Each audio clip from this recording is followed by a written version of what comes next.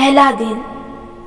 ये सब खजा की एक रूखी फीकी सी बुध से शुरू हुआ था, बल्कि एक रात पहले से जब नफीसा ने मुझे कॉल की थी। नफीसा और मैं कई साल पुराने दोस्त थे।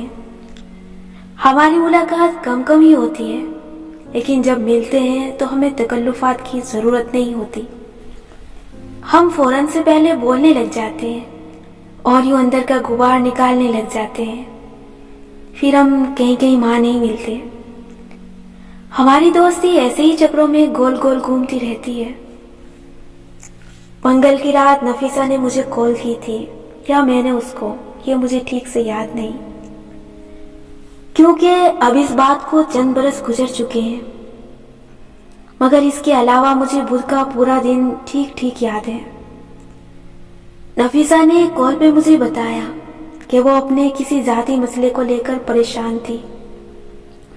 वो मुझसे बात करके इस मसले का हल तलाश करना चाहती थी और उसको चेंज की भी जरूरत थी। हमने तय किया कि सुबह हम कहीं मिलेंगे, अपने घरों से दूर, किसी अच्छी जगह खाना खाएंगे, खूब एंजॉय करेंगे और फ्रेश होके अपनी जिंदगियों में वापस जाएंगे। वो एक गर्ल्स डे आउट था। बुध की सुबह नफीसा 8 बजे ही मुझे पिक करने पहुंच गई। वो अच्छी ड्राइविंग करती थी, न झटके देती, न तेज चलाती और न जगह जगह रुकती। उसकी बातें भी उसकी ड्राइविंग जैसी होती थी। मुझे पिक करके उसने कार सड़क पे डाल दी और हस्ब रिवायात बोलना शुरू कर दिया। ये दिन नफीसा के नाम था। मैं अपने फ्रेंड्स में एक अच्छी काउंसलर के तौर पे जानी जाती हूँ। किसी को काउंसलिंग की जरूरत हो तो मैं हाजिर होती हूँ।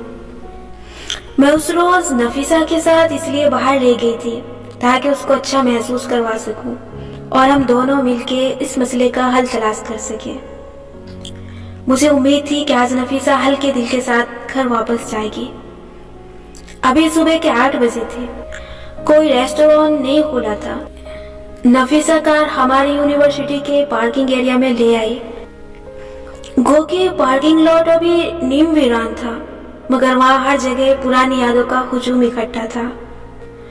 हम दोनों कार में बैठे हुए बातें करने लगे। मैंने उससे उसका मसला पूछना चाहा। वो बताने लगी, लेकिन मुझे उसकी बात समझ में नहीं आई। उसके अल्फाज आपस में गड़बड़ होने लगे। मुझे इतना याद है कि मैंने नफीसा को चंद फिक्रों के बाद कहते सुना कि तुम मुझे वैसे तसल्ली नहीं दे रही जैसे दिया करती हो। सुनो, क्या तुम ठीक हो? तुम बहुत डर लग रही हो। नहीं, तुम ठीक नहीं हो। और तब मुझे एहसास हुआ था कि मैं ठीक नहीं थी। मैं काफी अरसे से ठीक नहीं थी। मुझे बहुत अरसे बाद किसी ने झंझोड़ा था। मैं गहरी नींद सो रही थी।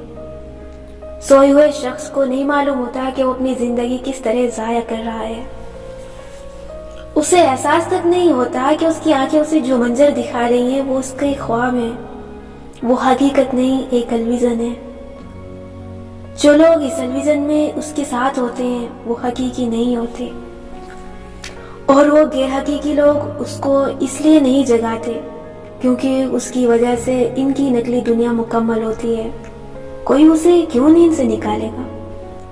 ऐसे में गाफिल सोते शख्स को बाहर के किसी शख्स की आवाज जादू की सुई की तरह चुभती है, जो कहानियों में शहजादियों को नींद की वादी में उतारा करती थी। लेकिन सारी कहानियां सच नहीं होती और सारी सुइयां सुलाती नहीं है। नफीसा की आवाज पे मुझे वैसे ही चुभन महसूस हुई थी। फिर खून रिसने लगा और तब एकदम से दर्द का एहसास जागा। कोई लम्हा आपकी जिंदगी में ऐसा आता है जहां से जिंदगी बदलना शुरू होती है। आप ख्वाब से जागते हैं। आपके गिर्द बनी शीशे की नकली दुनिया छनाके से टूट जाती है। फिर कई बरस गुजर जाए, तब भी आपको वो शख्स, मकाम, वक्त, हर शे याद रहती है जिसने आपको झंझोड़ के जगाया होता है। मुझे यूनिवर्सिटी का पार्किंग लॉट, नफीसा की कार के विंड स्क्रीन से बाहर नजर आता मंजर, अक्टूबर की वो उदास सुबह, सब याद है। ये वो दिन था जब मैंने खुद से सच बोलने का फैसला कर लिया था। मैं इन दिनों डिप्रेस्ड थी اور یہ ڈپریشن ایک طویل عرصے سے میرے اندر بڑھتا جا رہا تھا، مگر میں تسلیم کرنے پر راضی نہیں تھی کہ میرے ساتھ کوئی مسئلہ ہے۔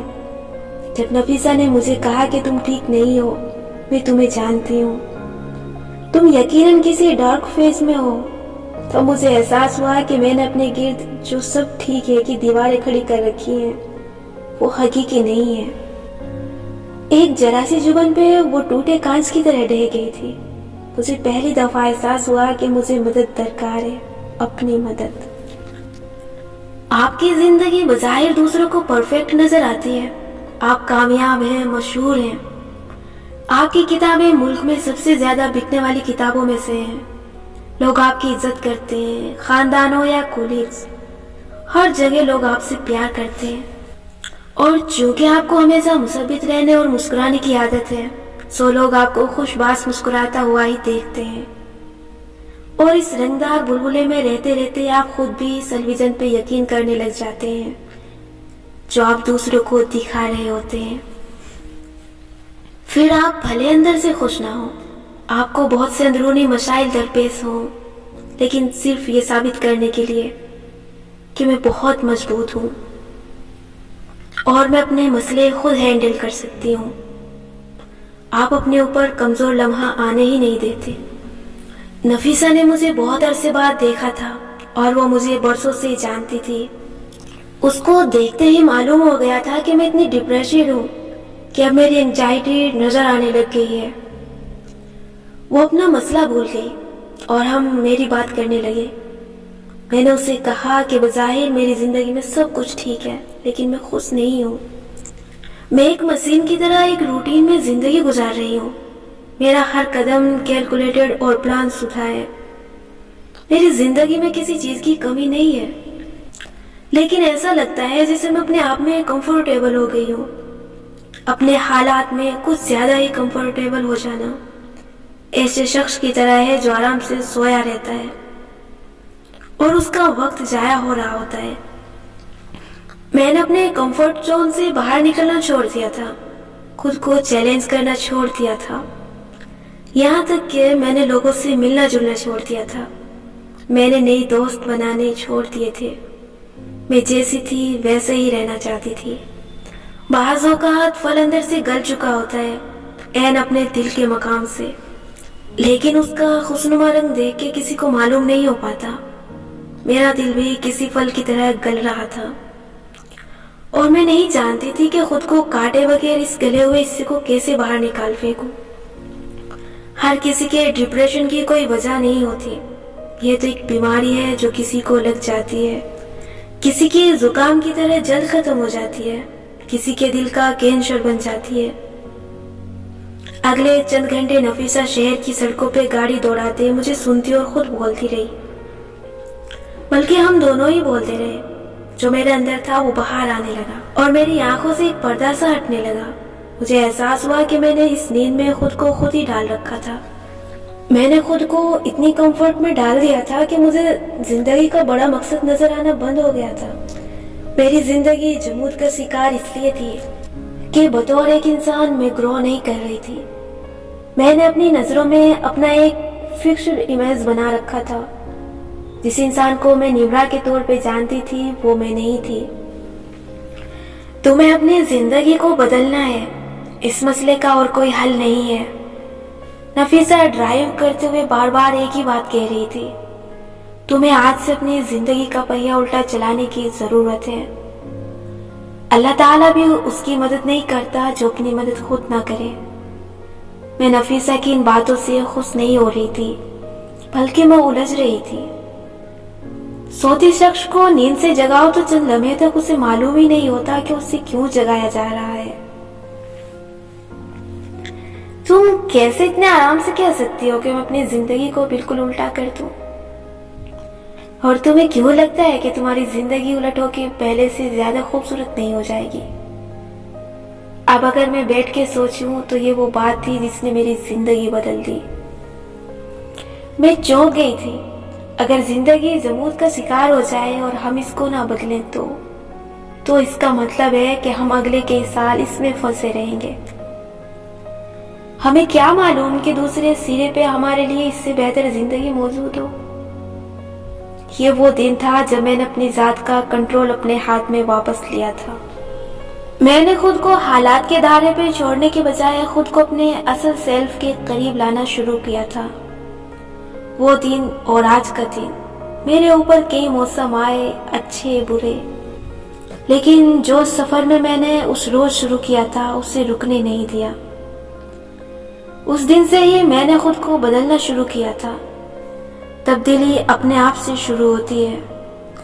جب آپ خود کو بدلتے ہیں تو آپ کے ارد گرد کی ساری دنیا بدلنے لگتی ہے۔ ایک چیز ہے اداسی جو ہر ایک کو لاحق ہوتی ہے، ایک ہوتا ہے ڈپریشن جو کہ ایک بیماری ہے اور یہ سب کو نہیں ہوتی۔ ایک ان دونوں کے درمیان کا مقام ہوتا ہے، عام اداسی سے زیادہ شدید مگر ڈپریشن سے کم۔ اگر اس وقت بر وقت علاج نہ کیا جائے تو وہ بیماری میں بدل جاتا ہے۔ آج کئی برس بعد میں اس کتاب میں وہ سب لکھنے جا رہی ہوں جس نے میری اس تاریک دور سے نکلنے میں مدد کی، اور یہ کتاب انہی لوگوں کے لیے ہے جو میری طرح اس درمیانی مقام پہ کہیں نہ کہیں لٹکے ہوئے ہیں۔ یہ کتاب ڈپریشن کا علاج ہرگز نہیں ہے۔ ڈپریشن کا علاج کلینک ہیلپ کی صورت میں لینا ضروری ہے، لیکن اکثر لوگ جس کو ڈپریشن سمجھتے ہیں وہ اداسی اور اسٹریس ہوتا ہے۔ اس کا علاج بھی اس کتاب میں نہیں ہے۔ یہ کتاب صرف آپ کو آپ کی انمول ذات سے شناسائی دلانے کے لیے لکھی گئی ہے۔ میں ان 33 ابواب میں وہ بیان کرنے جا رہی ہوں جس نے میری اس تاریک دور سے نکلنے میں مدد کی۔ نفیسہ کے ساتھ اس لانگ ڈرائیو سے واپس آ کے میں نے ایک فیصلہ کیا تھا، اپنی حالت کو بدلنے کا۔ میری کہانی کو یہی روک کے آپ کی کہانی کی طرف آتے ہیں۔ آپ کی حالت اس وقت کیا ہے؟ آپ اپنی زندگی کے کس دور میں ہیں مجھے معلوم نہیں۔ آپ اداسی کے کس مقام پہ ہیں میں نہیں جانتی۔ آپ کے مسائل کیا ہیں میں نہیں سمجھ سکتی، لیکن اتنا یقین ہے کہ چند باتیں میرے اور آپ کے درمیان مشترکہ ہوں گی، جیسے ہماری یہ اداسی جو ہر شام سورج ڈھلتے ہی شدید ہونے لگتی ہے۔ یہ اداسی ایک سیاہ خلا کی طرح آپ کے دل میں بھی اتری ہوئی ہے۔ دنیا کی مصروفیات اور خوشیاں آپ کے دل کو وقتی طور پہ بھر دیتی ہیں، لیکن یہ پھر سے خالی ہو جاتا ہے۔ آپ کسی واقعے کے ہونے یا کسی شے کے حصول کے لیے منتظر رہتے ہیں کہ جب وہ ہوگا تو آپ خوش ہوں گے، اور پھر لوگ کہتے ہیں اور کتابیں کہتی ہیں کہ اگر اپنے اندر خوشی نہیں تو باہر بھی محسوس نہیں ہوتی، وغیرہ وغیرہ۔ مگر مجھے اور آپ کو سمجھ میں ہی نہیں آتا کہ اندر کی خوشی کیا ہوتی ہے۔ ہر اقوال زری کی کتاب میں یہی بات لکھی ہوتی ہے۔ ہر موٹیویشنل اسپیکر یوٹیوب پہ اسی چیز کو ڈھونڈنے کا درس دے رہا ہوتا ہے، اندر کی خوشی، اندر کی خوشی۔ آخر ہوتی کیا ہے یہ بلا؟ اپنی زندگی میں تھوڑا پیچھے جائیں۔ چند سال پہلے تک ذرا سا گناہ ہوتا تو لگتا تھا اللہ تعالیٰ ناراض ہے، فوراً سے معافی مانگی جاتی تھی۔ پھر دنیا کی گرد آپ کے دل پہ جمنے لگی۔ اب گناہ بھی ہوتا ہے اور احساس گناہ بھی، لیکن اندر کچھ پتھر کا بن گیا ہے۔ اب لگتا ہے کہ یہ ہمارا حق ہے کہ ہم جتنے دکھ سے گزر رہے ہیں اس میں ہم تھوڑے سے تلخ اور چڑچڑے بن جائیں۔ اللہ تعالیٰ نے اتنی مشکل زندگی میں ڈال دیا ہے کہ ہمارے رویے اب جسٹیفائی ہوتے محسوس ہوتے ہیں، مگر کیا واقعی؟ آپ اس وقت کہاں کھڑے ہیں مجھے بوجھنے دیں۔ ایک زمانے میں آپ دوسروں کے ساتھ بہت اچھے تھے، آپ نے ان کے لیے قربانیاں دی، لیکن انہوں نے کیا کیا؟ انہوں نے آپ کا دل توڑا، آپ کو دھتکارا۔ اگر وہ لوگ اب آپ کی زندگی سے دور جا چکے ہیں تو کہیں راہ چلتے ان کی شکل دیکھ لینے سے ساری غم تازہ ہو جاتی ہے۔ اپنی قربانیوں اور خدمتوں پہ غصہ آتا ہے، کیوں تھے ہم ان کے ساتھ اتنے اچھے؟ مگر اب آپ کچھ بھی نہیں کر سکتے کیونکہ وہ لوگ اپنی دنیا میں مگن آپ سے بے پرواہ ہیں، یا شاید آپ کو کسی لاحاصل محبت کی تمنا نے بیمار کر رکھا ہے۔ ایک شخص کو مانگا تھا اللہ سے جس کے ہاتھ میں ساری زمین اور آسمان ہے۔ وہ چاہتا تو اس ایک شخص کے دل میں آپ کی محبت ڈال دیتا، وہ شخص آپ کی قدر کرتا، آپ کو توجہ دیتا، अपनी रूह के जख्म आप सिर्फ उसको दिखाना चाहते थे, मगर वो आपका नहीं हो सका।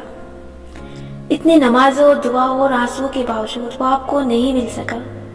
वो ऐसे आपकी जिंदगी से निकल गया कि आपके हाथ खाली रह गए। या शायद आप एक ऐसे मकसद की तलाश में सफर कर रहे हैं जिसने आपको थका दिया है। एक खास नेमत जो आपकी जिंदगी बदल सकती थी, आपकी खुशी उस एक से पे मुनहशिर थी। इस कमी ने आपको अंदर से तल्ख कर रखा है। उसके ना होने से सारी जिंदगी डिस्टर्ब है। खुशी और गम के मौके पे रिश्तेदार इस से का सवाल करते हैं, कभी सामने और कभी समझ में आ जाने वाले सरगोशियों की सूरत में। शादी क्यों नहीं हो रही, जॉब क्यों नहीं लग रही, इतने माह हो गए शादी को, अब तो खुशखबरी क्यों नहीं मिली। ऐसे जैसे आपकी उम्र का कैलकुलेटर लोगों के हाथ में हम वक्त मौजूद हो, और अगर 30 साल की उम्र का हिंसा करीब आ रहा हो तो आप परेशानी के साथ खौफ का भी शिकार होने लगते हैं। बस आपको ये खुशी मिल जाए तो सारे मसले हल हो जाएं। या शायद आपके अंदर एक एहसास कमतरी है जो आपको कभी आजाद नहीं होने देता।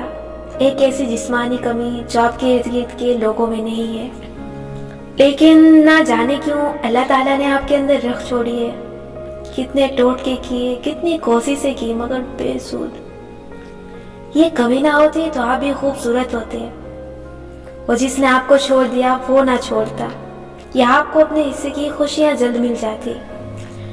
या शायद अगर आप उस खानदान में पैदा न हुए होते तो आपके बहुत से मसले हल हो जाते। ऐसा खानदान जहां आपको माली आज़ादी नहीं है, हर वक्त की रोक टोक है, वालिदैन आपको समझते नहीं है और बहन भाई हर वक्त लड़ते हैं। या लाइफ पार्टनर वो नहीं है जो होना चाहिए। आपको अपने इर्द गिर्द आइडियल लोग नहीं मिले, आप गलत लोगों में पैदा हो गए हैं। बहुत से मसले आपको न दरपेश होते अगर आप उन लोगों में पैदा किए जाते जो आपको अच्छे लगते हैं, जिनको हर से की आज़ादी हासिल है। या शायद आपके अंदर एक तलब है जिसे सिर्फ माली आसूदगी ही बुझा सकती है, मगर वो माली आसूदगी मिलके ही नहीं दे रही। आप हर चीज नहीं खरीद सकते, आपको खींचतान के गुजारा करना पड़ता है, और फिर हसरत भरी निगाहें उन पे रहती हैं जिनको अल्लाह ने सब दे रखा है। एक बहन जिसकी शादी अमीर खानदान में हो गई, एक कजन जो सब कुछ अफोर्ड कर सकता है, एक दोस्त जो रेस्तोरां में बिल देखे बगैर कार्ड वेटर को थमा देता है। ऐसी वुसअत आपको नहीं मिली। बचपन से लगता था कि मिल जाएगी, एक दिन आएगा जब आप बहुत अमीर होंगे, जैसे फिल्मों में होते हैं। आप अमीर और खूबसूरत भी होंगे, मगर नहीं हो पा रहे, शायद कभी नहीं होंगे। आप सिर्फ इंस्टाग्राम पे लोगों की खूबसूरत चीजें और सैर व तफरीह की तस्वीरें ही देखते रहेंगे। या शायद आपको भी अपनी ख्याली दुनिया बनाने की आदत है। ये आपका एक ऐसा राज है जिससे कोई वाकिफ नहीं। आपने अपनी एक फर्जी दुनिया तख्लीक कर रखी है जिसके अंदर आपका एक मुख्तलिफ नाम है। आपकी शख्सियत बहुत खूबसूरत है, आप कामयाब हैं, सब आपसे मोहब्बत करते हैं। बल्कि नहीं, सिर्फ मोहब्बत काफी नहीं, सब आपसे इम्प्रेसिव भी हैं। आपका रौब इस फर्जी खानदान और फर्जी कोलीग्स पे छाया है। आपके पास एक मनपसंद महबूब भी है जो हकीकत में आपको नहीं मिल सकता। जब आप तन्हा होते हैं तो आप अपनी कहानी बनाते हैं। ये बिल्कुल सादा बेजरर सी हरकत है जिसमें आप खुद से बातें करते हैं और आपके इर्द गिर्द हर से आपकी पसंद की हो जाती है। इस कहानी में जब आप नाराज हो जाएं तो लोग आपको मनाने आते हैं। आप किसी के पीछे नहीं जाते, आप बेनियाज और बेपरवाह हैं। इस कहानी के दूसरे किरदारों की अपनी कोई जिंदगी नहीं होती, सिर्फ आप अहम हैं। आप मरकजी किरदार हैं, सबका काम आपको खुश करना है। या शायद कोई था आपकी जिंदगी में जो आपका था। आप दोनों का एक बहुत अच्छा ताल्लुक था, लेकिन फिर आपसे कुछ ऐसा सरजद हुआ जिससे वो शख्स ताल्लुक तोड़ गया। आपने क्या नहीं किया उसके लिए, मगर उसने किसी से की कदर नहीं की। अब उस बात को अरसा गुजर चुका है, लेकिन उसकी याद ने पीछा नहीं छोड़ा। آپ ہم وقت یہی سوچتے ہیں کہ کاش آپ سے وہ غلطی سرزد نہ ہوئی ہوتی، کاش آج حالت مختلف ہوتے، یا شاید آپ کے زیادہ دیر تک دوست نہیں رہ سکتے۔ نہ جانے کیوں شروع میں دوست آپ کو بہت پسند کرتے ہیں، لمبی لمبی باتیں کرتے ہیں، آپ دونوں بہت تیزی سے اس رشتے میں آگے بڑھ رہے ہوتے ہیں، لیکن پھر آہستہ آہستہ اس شخص کا التفات کم ہونے لگتا ہے۔ پہلے تعلق مدھم پڑ جاتا ہے اور پھر بالکل غائب ہو جاتا ہے۔ آپ کو سمجھ میں نہیں آتا کہ لوگ آپ کے ساتھ ایسا کیوں کرتے ہیں، اور یہ آپ کی زندگی کا بار بار دہرائے جانے والا رویہ بن جاتا ہے۔ ایک کے بعد ایک ایسا شخص آپ سے کھو جاتا ہے جس سے آپ نے خاص محبت کی ہوتی ہے۔ عام محبتیں نہیں کھوتی، عام دوست، عام قرابت دار وہیں رہتے ہیں، مگر آپ سے ہمیشہ خاص محبتیں کھو جاتی ہیں۔ ہر نئے تعلق کو بناتے وقت ہی آپ کو معلوم ہوتا ہے کہ یہ جلد ختم ہو جائے گا، کیونکہ جب آپ کا محبوب شخص آپ کو ٹھیک سے جاننے لگے گا تو آپ کو ناپسند کرے گا اور دور ہو جائے گا۔ یا شاید آپ کی زندگی میں کوئی دوست نہیں ہے، کسی کے پاس ایک گھنٹہ بھی نہیں ہے آپ کے دکھ سننے کے لیے۔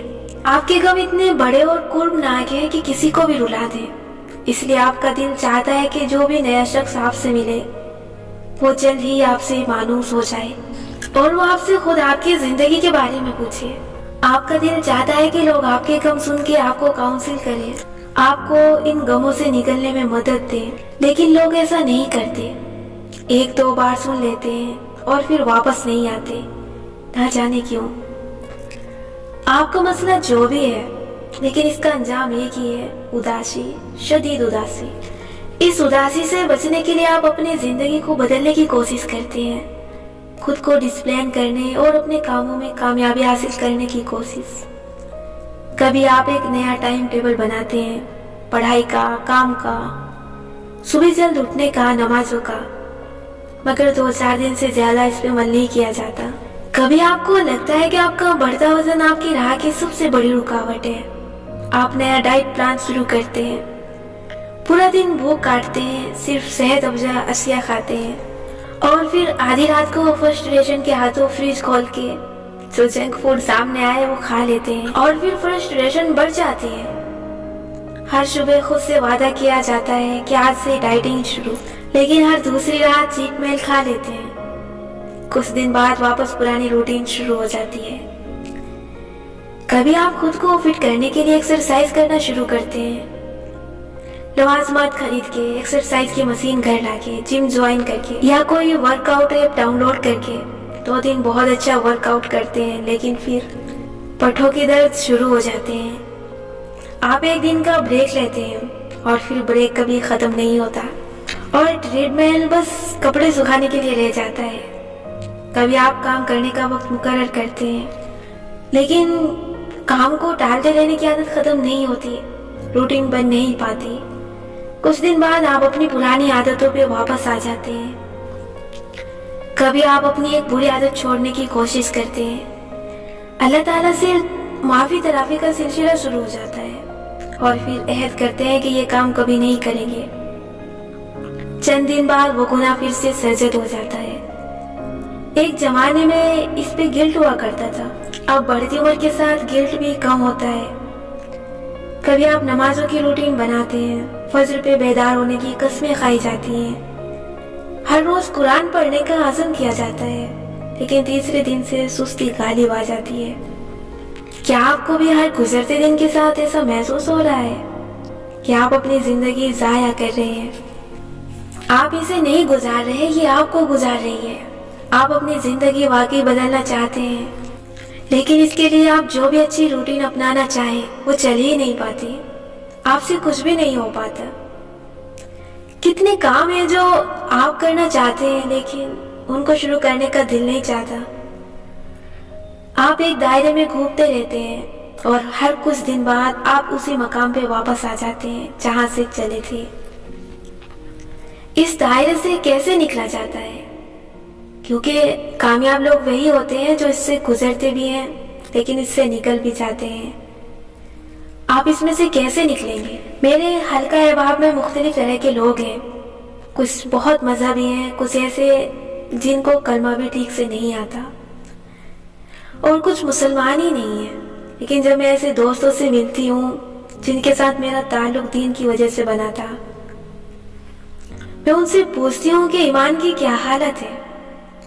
یہ میرا اور نفیسہ کا آپس میں عموماً پہلا سوال ہوتا ہے، اور جواب عموماً بہت اچھا نہیں ہوتا، لیکن جب ہم دونوں وہاں سے اٹھتے ہیں تو یہ طے کر کے اٹھتے ہیں کہ ایمان کو واپس تازہ کرنا ہے، کیونکہ یہ ایسی شے ہے جس کی حالت بدلتی رہتی ہے۔ دل کی حالت بدلتی رہتی ہے، کسی بھی مسئلے کا حل نکالنے کے لیے اس کے اصل کی طرف لوٹنا پڑتا ہے۔ چیزیں جہاں کھوئی ہوتی ہیں ان کو وہیں تلاش کیا جاتا ہے۔ اگر پودا مرجھا رہا ہے تو اس مٹی کی طرف توجہ کرنی ہوتی ہے جس سے وہ جنم لیتا ہے۔ انسان ایسی مخلوق ہے جس کے اندر اللہ تعالیٰ نے اپنی روح میں سے پھونکا تھا۔ انسان کو خود سے ملنے کے لیے اپنے پیدا کرنے والے کی طرف لوٹنا ہوگا۔ ہمیں خود کو سمجھنے کے لیے پہلے اللہ تعالیٰ کو سمجھنا ہوگا۔ اللہ تعالیٰ آپ کے لیے کیا ہے؟ کیا آپ اللہ کے بارے میں خود سے گمان کرتے رہتے ہیں؟ کیا آپ فرض کر لیتے ہیں کہ اللہ تعالیٰ سے آپ کا تعلق صرف اچھے کام کرنے یا نہ کرنے پر منحصر ہے؟ ایک گناہ ہونے پہ اللہ آپ کو چھوڑ دے گا، ایمان میں ذرا کمی آئے تو بس آپ کہتے ہیں کہ اب اللہ سے تعلق پہلے جیسا نہیں رہا، سب ختم ہو گیا۔ بلا فرض آپ میں کوئی بری عادت ہے، اس کو آپ چھوڑ نہیں پا رہے۔ ہر دفعہ جب آپ اس گناہ کو کر بیٹھتے ہیں تو آپ کو لگتا ہے کہ اللہ تعالیٰ اس وقت مجھ سے نفرت کرتے ہیں، میں اللہ تعالیٰ کے لیے ایک گندگی کا ڈھیر ہوں۔ کیا واقعی آپ کو لگتا ہے کہ ایک بری عادت نے چھوڑ سکنے سے اللہ آپ سے دور چلا جائے گا؟ آپ کے لیے اللہ تعالیٰ کیا ہے؟ ایک ایسا بزرگ جو کیلکولیٹر لے کر آپ کے نمبر کٹنے کا انتظار کر رہا ہے؟ نعوذ باللہ۔ ایک استاد جو آپ کو امتحانی پرچہ تھما کے آپ پہ کڑی نظر رکھ کے بیٹھا ہے۔ ادھر آپ نے بے ایمانی کی، ادھر اس نے آپ کو پکڑ لیا۔ کیا اللہ ایک غصے والا، جلد ناراض ہونے والا خدا ہے جس کو صرف آپ کی پرفارمنس چاہیے اور جس کو آپ کی فیلنگ سے کوئی غرض نہیں، بس اس کو آپ کی نمازیں اور صدقے چاہیے ہیں تاکہ وہ آپ کو نمبر دے سکے؟ اور جیسے ہی آپ سے کوئی غلطی ہوئی اس نے خٹ سے آپ کی ساری پرفارمنس پہ کانٹا لگا دیا اور اگلے نیک شخص کی طرف متوجہ ہو گیا۔ کیا آپ کے نزدیک اللہ تعالیٰ ایسا خدا ہے جس کو آپ کے دل کے مسئلوں میں کوئی دلچسپی نہیں؟ اسے صرف آپ سے اچھے کام چاہیے، آپ کی خواہشات، محبت، آنسو، ناکامیاں، اس کو ان سب کی پرواہ نہیں۔ ہم میں سے اکثر لوگوں کے لیے اللہ ایسا ہی خدا ہے، جیسے ہی ہمارے ساتھ کچھ برا ہوتا ہے ہم فوراً سوچتے ہیں کہ ہائے آج صبح ایک گناہ کیا تھا نا، اللہ نے ہمیں فوراً اس کی سزا دے ڈالی۔ بس اللہ تو ایسا خدا ہے جو ہمیں سزا دینے کے انتظار میں رہتا ہے۔ اس کے نزدیک یہ حرام ہے، وہ بھی حرام ہے، یہ بھی منع ہے، اس پہ وہ آگ میں ڈالے گا، اس گناہ پہ ساری نیکیاں ظاہر کر دے گا، وغیرہ وغیرہ۔ اور اگر اچھے کام کرو تو وہ کیا کرے گا؟ وہ کچھ دیر سکون دے گا۔ صدقہ کرو تو اس پیسے کو کہیں گنا لوٹا کے ہمارے پاس واپس بھیجے گا۔ یعنی بس وہ حساب کتاب جاننے والا خدا ہے۔ اچھے کام کی اجرت کبھی تھما دے گا، کبھی نہیں، لیکن ہاں برے کام کی سزا فوراً سے دے ڈالے گا۔ کیا ہم واقعی اپنے رب کو سمجھتے ہیں؟ جس خدا کو میں جانتی ہوں وہ ایسا نہیں ہے۔ جو میں نے اوپر بیان کیا ہے میرا رب ایسا نہیں ہے۔ جانتے ہیں اوپر والی خصوصیات کس کی ہیں؟ یہ حساب کتاب کرنا، یہ ذرا سے گناہ پہ ناراض ہو کے ساری نیکیوں پہ کانٹا پھیر دینا، یہ کس کی خصوصیت ہے؟ آپ کی۔ یہ سب آپ کی خصوصیات ہیں، یہ اللہ نہیں ہے، یہ آپ ہیں۔ کیونکہ انسان کی فطرت ہے کہ وہ کسی کو الزام دینا چاہتا ہے۔ کچھ اچھا کرے تو چونکہ آپ خود سے خوش ہوتے ہیں، سو جو نعمت ملے وہ اپنا انعام لگتی ہے۔ آپ خود کو اس کا حقدار سمجھتے ہیں۔ آج کتنا اچھا ہوا ہے سب میرے ساتھ، دیکھا یہ میری 5 وقت کی نمازوں کا صلہ ہے، یہ میرے صدقے کی برکت ہے، یہ میری خوش اخلاقی کا انعام ہے، وغیرہ وغیرہ۔ یہ بھی اللہ نہیں ہے، یہ بھی آپ ہیں، کیونکہ ہمارا رب ان چھوٹی چھوٹی جمع تفریق سے بہت اوپر ہے۔ یہ ہم خود ہوتے ہیں جو اپنے گناہ پہ خود سے نفرت اور کراہت کرنے لگ جاتے ہیں۔ یہ ہم خود ہوتے ہیں جو اپنی نیکیوں کے باعث خود کو ہلکا پھلکا اور خوش محسوس کرتے ہیں۔ آپ کے سارے کیلکولیشن فرشتے کر رہے ہیں۔ اللہ تعالیٰ کو یقیناً یہ حساب کتاب معلوم ہے، وہ ہر چیز سے واقف ہے، اور قیامت کے دن وہ اسی کی بنیاد پہ جنت جہنم کے فیصلے کرے گا۔ لیکن قیامت کے دن بھی یاد رکھیے گا، اللہ تعالیٰ آپ کے اعمال کی گنتی نہیں کرے گا، وہ ان کو تولے گا۔ میں یہ نہیں کہہ رہی کہ گناہ کی سزا نہیں ملتی، ظاہر ہے اعمال کے مطابق ہی آپ کو جزا ملے گی، لیکن قیامت کے دن البتہ کچھ گناہ ہیں جیسے والدین کی نافرمانی، فحاشی پھیلانا، قطع رحمی کرنا اور شرکسی، جن کی سزا دنیا میں اللہ تعالیٰ دیتا ہے، اور اس کے علاوہ بھی کچھ چیزیں ہیں جن کے مکافات عمل کی وجہ سے آپ کو دنیا میں سزا ملتی ہے، لیکن اللہ تعالیٰ آپ کے گناہ کرتے ساتھ ہی آپ سے نفرت نہیں کرنے لگ جاتا، وہ آپ کو ایک دم سے رد نہیں کرتا۔ یہ جو ہمارا کانسیپٹ ہے نا کہ اللہ تعالیٰ ایک دم ہمارے اوپر کانٹا پھیر دیتا ہے، یہ غلط ہے۔ جب تک آپ زندہ ہیں اللہ تعالیٰ نے آپ کو مہلت دی ہوئی ہے، جب تک آپ زندہ ہیں اللہ تعالیٰ آپ سے مایوس نہیں ہوا، اس کا اور آپ کا تعلق سزا اور جزا سے ہٹ کے کچھ اور بھی ہے۔ اس نے اپنے 99 نام آپ کو کیوں عطا کیے تھے؟ تاکہ آپ الجبار اور القہار پہ ہی نہ اڑے رہیں، بلکہ اپنے رب کو سمجھنے کی بھی کوشش کریں۔ اللہ تعالیٰ ہمارے لیے کون ہے اور ہم اللہ تعالیٰ کے لیے کیا ہیں؟ قرآن میں اللہ تعالیٰ نے 4 دفعہ قسم اٹھا کے فرمایا ہے کہ اس نے انسان کو احسن تقویم سے پیدا کیا ہے، بہترین سانچے میں پیدا کیا ہے، اس کو اللہ نے اپنے ہاتھوں سے بنایا ہے۔ جس سے کو اتنے پیار سے بنایا جائے، کیا ذرا ذرا سی باتوں پہ اس کا مالک اس کو ناپسند کرنے لگتا ہے؟ ہم نے دراصل کبھی اللہ تعالیٰ کو سمجھا ہی نہیں۔ آپ نے کبھی نومولود بچے کو ہاتھ میں پکڑ کے دیکھا ہے؟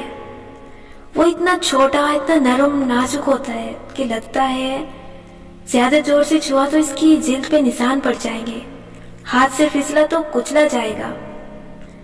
اللہ تعالیٰ نے آپ کو بھی کبھی ایسے ہی بنایا تھا، اپنے ہاتھوں سے، اتنا ہی نازک اور حساس، چھوٹا اور معصوم۔ آپ میں اللہ نے اپنی روح میں سے پھونکا تھا، آپ کو اپنی فطرت پہ تخلیق کیا تھا۔ جب اللہ نے ایک نازک بچے کی صورت آپ کو دنیا میں بھیجا تھا نا، تب آپ اپنی حفاظت اور خیال کے قابل نہیں تھے، سو اس نے آپ کو آپ کے ماں باپ کے حوالے کیا بطور امانت کے۔ کیوں کسی کا بچہ مر جائے تو ماں باپ کو لوگ تسلی دیتے ہیں، کہتے ہیں کہ اللہ کی امانت تھی وہ اللہ نے لے لی، کیونکہ آپ واقعی اپنے ماں باپ کے پاس اللہ کی امانت کے طور پہ سونپے گئے تھے۔ اللہ تعالیٰ نے آپ کے ارد گرد ایسے لوگ بنائے جو آپ کی حفاظت کریں اور آپ کی نگہبان بن جائیں۔ اللہ تعالیٰ نے ان لوگوں کے دلوں میں آپ کے لیے محبت بھی ڈال دی تاکہ وہ آپ کا خیال خوشی خوشی رکھ سکیں۔ آپ ان کے پاس اللہ کی امانت تھے، اور جب وہ بوڑھے ہو جائیں گے تو اللہ انہیں آپ کے پاس بطور امانت سونپ دے گا۔ کچھ سوچا آپ نے کہ جس اللہ کے بارے میں آپ یہ گمان کرتے ہیں کہ اسے صرف آپ کے اچھے کاموں سے دلچسپی ہے، وہ اس وقت سے آپ کے ساتھ ہے جب آپ کو اچھے برے کی تمیز بھی نہیں تھی۔ آپ بچپن سے اب تک اس کی نظر میں رہے ہیں، اپنے اچھے برے اعمال کے باوجود اتنے برس اس نے مختلف انسانوں سے آپ کا خیال رکھوایا ہے۔ اگر آپ آج ایک سارے وجود کے ساتھ بیٹھے یہ کتاب سن رہے ہیں تو آپ کو اس مقام تک اللہ تعالیٰ لے کر آیا ہے۔ جیسے جیسے آپ بڑے ہوئے آپ کے مسئلے بدل گئے، آپ کو احساس بھی نہیں ہوا، اور آپ کے بہت سے مسئلے اللہ تعالیٰ حل کرتا رہا اور اس کے حکم سے ارد گرد کے لوگ کرتے رہے۔ مگر پھر آپ کے دل پہ زنگ لگنے لگا، آپ کبھی بھٹکے، کبھی واپس آئے، کبھی اس سے غافل ہوئے، کبھی اس کو یاد رکھا، لیکن اللہ تعالیٰ کبھی آپ کو نہیں بھولا۔ آپ اپنی زندگی میں جتنے بھی امتحانات سے لڑے ہیں، اللہ تعالیٰ نے آپ کی کوشش ہر دفعہ دیکھی ہے، اس نے آپ کو تکلیفیں اٹھاتے بھی دیکھا ہے، اور وہ آپ کے ہر دکھ کا گواہ بھی ہے۔ ہم نے کبھی ٹھیک سے اللہ کو سمجھا ہی نہیں ہوتا، اسی لیے ہم خود کو سمجھ نہیں پاتے۔ ہم سمجھتے ہیں کہ ہم اللہ سے صرف اپنی نیکیوں کی وجہ سے کنیکٹ ہوتے ہیں، باقی ہمارے احساسات، خواہشات، دل میں چلنے والے خیالات، معصوم حسرتیں، یہ سب اللہ تعالیٰ کا فیلڈ ہی نہیں ہے. اس کو تو اللہ تعالیٰ سمجھتا ہی نہیں ہے. وہ تو بس حرام حلال گنتا ہے، مگر ایسا نہیں ہے. اللہ تعالیٰ آپ کو جیسے جانتا ہے ویسے کوئی نہیں جانتا. وہ آپ کی روح کے اندر تک جھانک سکتا ہے. وہ آپ کے سارے احساسات کو سمجھتا ہے. اس کو آپ کی تکالیف اور مشکلوں کا اندازہ سب سے زیادہ ہے. آپ اس کے لیے آج بھی ایک کمزور وجود ہیں جس کو اس نے کئی برس پہلے آپ کے ماں باپ کے حوالے کیا تھا. تب آپ کا جسم مضبوط نہیں تھا. آپ کا قد بڑھ چکا ہے، عقل ذرا زیادہ آ گئی ہے اور اوپر آپ نے خول سا چڑھا لیا ہے. لیکن جس رب نے اتنی بڑی کائنات بنائی ہے اس کے لیے آپ کا 1 فٹ سے بڑھ کے 5-6 فٹ کا ہو جانا کیا معنی رکھتا ہے؟ اندر سے تو آپ آج بھی ویسے ہی ہیں. دل تو اسی گوشت پوست کا بنا ہے. آپ آج بھی اللہ تعالیٰ کے لیے وہی نازک کمزور وجود ہیں جو ہمیشہ سے تھے. اس لیے ایسا نہ سوچا کرے کہ آپ اتنے گناہ گار ہیں اسی لیے وہ آپ کو بھول گیا ہے یا وہ آپ کو سمجھتا نہیں ہے. یہ درست ہے کہ آپ پہلے جیسے نیک نہیں ہوں گے، لیکن شاید ہم میں سے کوئی بھی کبھی بھی نیک نہیں تھا. ہم سب اوپر نیچے ہوتے رہتے ہیں، لیکن اللہ تعالیٰ آج بھی ہمارا ہے. اللہ تعالیٰ محبت کرنے والا ہے، اور جو محبت کرنے والے ہوتے ہیں وہ آپ کی بہت سی خامیاں نظر انداز کر دیتے ہیں. وہ آپ کو معاف کرنے کا بہانہ ڈھونڈتے ہیں. بعض دفعہ آپ کی معذرت کے بغیر آپ کو خود سے معاف کر دیتے ہیں. محبت کرنے والے کیلکولیٹر ہاتھ میں لیے غصے سے آپ پہ نظر نہیں رکھے ہوتے. وہ آپ کو اسپیس دیتے ہیں. آپ سے اگر کسی بات پہ ناراض ہو بھی جائیں تو اتنی جلدی آپ کو انلو نہیں کر دیتے. ناراضی اپنی جگہ، گناہ اپنی جگہ، وہ پھر بھی آپ کو ہرٹ نہیں ہونے دیتے، آپ کا خیال رکھتے ہیں. جو بہت محبت کرنے والے ہوتے ہیں نا، وہ بات کرنا چھوڑ دیں تب بھی آپ کا برا نہیں چاہتے. اللہ تعالیٰ کیسے آپ کے لیے صرف جبار اور قہار ہو سکتا ہے جبکہ ابھی اس نے آپ کو زندہ رکھا ہوا ہے. ابھی وہ آپ کی قیامت نہیں لایا. وہ آج بھی آپ کو سانس لینے میں دشواری نہیں دے رہا. آج بھی وہ آپ کے قریب ہے. وہ آپ کی دعا سنتا ہے. جب آپ بہت روتے ہیں تو اس کے بعد آپ کے اوپر نیند وہی طاری کرتا ہے. کبھی سوچا ہے بہت رونے کے بعد اونگ کیوں آتی ہے؟ وہ آپ سے ناراض نہیں ہے. میں نے یہ کتاب لکھتے ہوئے اللہ سے دعا مانگی تھی، اے اللہ تعالیٰ، آپ اس کتاب کو ہر اس شخص تک پہنچائیے گا جس کے لیے آپ چاہتے ہیں کہ وہ آپ کی طرف پلٹ آئے اور آپ کی محبت کو سمجھے. مجھے یقین ہے کہ اگر آپ یہ کتاب سن رہے ہیں یا پڑھ رہے ہیں تو اسے اللہ تعالیٰ نے آپ تک پہنچایا ہے. آپ کی قوتیں خریدنے نہیں. میں نے اس کتاب کو لکھا ہی آپ کو اللہ تعالیٰ اور پھر اس کے بعد خود اپنے آپ سے قریب کرنے کے لیے ہے. یہ کتاب ہدایت کے لیے ہے، اور اللہ ہدایت ان کو سنواتا ہے جن سے وہ ناراض نہیں ہوتا، جن سے اسے امید ہوتی ہے کہ وہ اس کی محبت کو سمجھیں گے. آپ کا رب آپ کو اکیلا نہیں چھوڑتا. وہ دور نہیں جاتا، آپ دور جاتے ہیں. آپ نے اس سے بات کرنا کم کر دی ہے. مسئلہ آپ میں ہے، ورنہ وہ آج بھی آپ کو اپنی نظر میں رکھے ہوئے ہے. اب میری کہانی کی طرف واپس آتے ہیں. پارکنگ ایریا سے نکل کے نفیسہ اور میں اگلے کئی گھنٹے شہر کی سڑکوں پہ ڈرائیو کرتے رہے تھے. ہماری اس لانگ ڈرائیو کے دوران مجھے احساس ہوا تھا کہ میں اس اداسی سے خود اس لیے نہیں نکل پا رہی تھی کیونکہ مجھے اللہ سے امید نہیں رہی تھی. میں بہت منفی ہو چکی تھی.